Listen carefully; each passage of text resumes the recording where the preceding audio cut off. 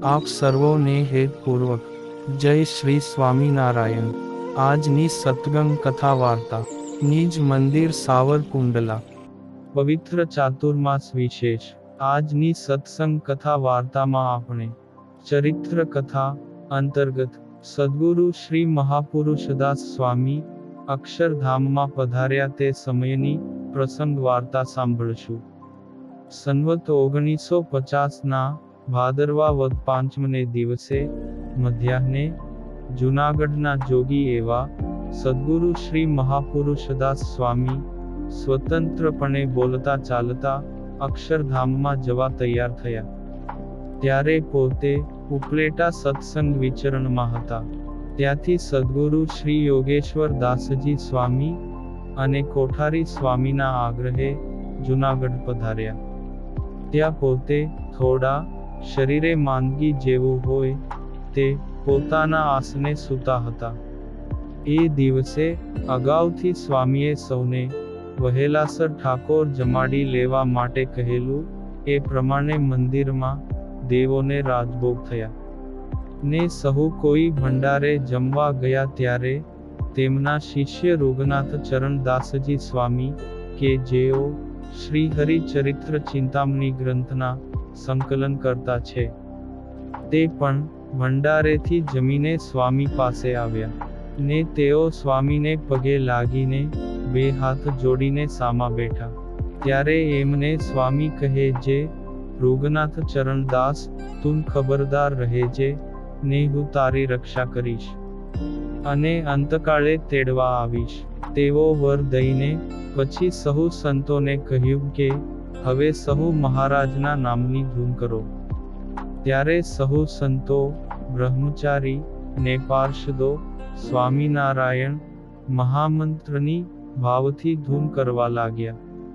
તે એક ઘડી પછી મહાપુરુષદાસ સ્વામી ધ્યાનમાંથી જાગીને બોલ્યા કે જુઓ મને શ્રીજી મહારાજ વિમાન લઈને તેડવા આવ્યા છે અને સાથે ગોપાળાનંદ સ્વામી અને ગુણાતીતાનંદ સ્વામી તથા મુક્તાનંદ સ્વામી બ્રહ્માનંદ સ્વામી નિત્યાનંદ સ્વામી નિષ્કુળાનંદ સ્વામી તથા મૂળજી બ્રહ્મચારી તથા વાસુદેવાનંદ બ્રહ્મચારી તથા અક્ષરધામના અનંત મુક્તોને સાથે લઈને મને તેડવા માટે આવ્યા છે।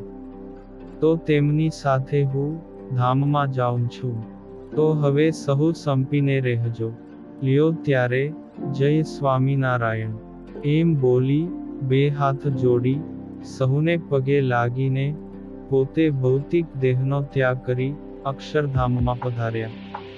મહાપુરુષદાસ સ્વામી ધામમાં ગયા કેડે એક દિવસે રૂગનાથ ચરણદાસજી સ્વામીને મનમાં સંકલ્પ થયો કે મેં સ્વામીની સેવા તો કરી છે પણ કોઈ વખત સ્વામી મારાથી કનિક કોચવાઈ ગયા હશે તો આવો સંકલ્પ જે રાત્રે કર્યો તે જ રાત્રે મહાપુરુષ દાસજી સ્વામીએ ઉપલેટાના પરમ ભક્ત લાલાભાઈ પટેલના દીકરાના દીકરા હરિભાઈને દિવ્ય રૂપે દર્શન દઈને કીધું કે જૂનાગઢથી મારા શિષ્ય સાધુ રૂગનાથ ચરણદાસ આવતીકાલે મંડળ લઈને અહીં ઉપલેટા આવશે તો તું તેઓને કહેજે કે હું તેના ઉપર કોઈ દિવસ કોચવાનો નથી ને તેણે મારી સેવા બહુ જ કરી છે તેથી હું તેના ઉપર અતિ રાજી છું।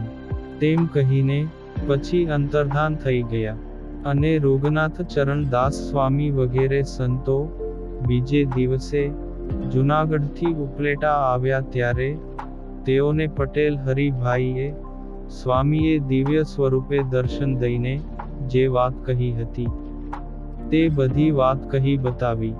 તે સાંભળીને રૂગનાથ ચરણદાસ સ્વામીના મનનો સંશય મટી ગયો। આમ મોટા પુરુષ તો અક્ષરધામમાં બેઠા થકા પણ પોતાના શિષ્યની ખબર રાખે અને રક્ષા પણ કરે છે। આ પુનિત પ્રસંગ આજે સદ્ગુરુ શ્રી મહાપુરુષદાસ સ્વામીના જીવન અને ઐશ્વર્ય દર્શનમાંથી સાંભળ્યો અને હવે પછીની કથા વાર્તા આપણે આગળના ભાગમાં સાંભળશું। અત્યારે આપ સર્વોને ભાવથી જય શ્રી સ્વામિનારાયણ.